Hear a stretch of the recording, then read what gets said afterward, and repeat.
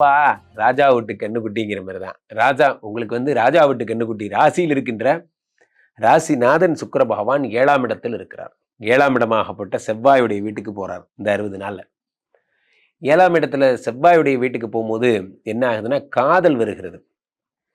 இவ்வளவு அழகா யாரும் பார்த்திருக்க மாட்டாங்க. முன்தினம் பார்த்தேனே அதெல்லாம் அடடா உங்களுக்கு உங்களுக்கு மட்டும்தான் அப்படி விதவிதமா லவ் பண்ண தெரியும்.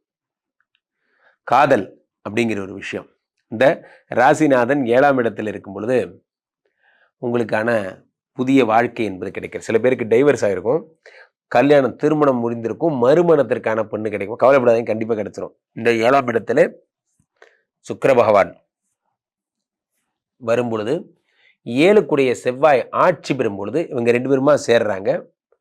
சேர்ற இவங்களை குரு பகவான் பார்க்கிறார். குரு பார்ப்பதனால என்ன ஆகுதுன்னா கோடி புண்ணியம்.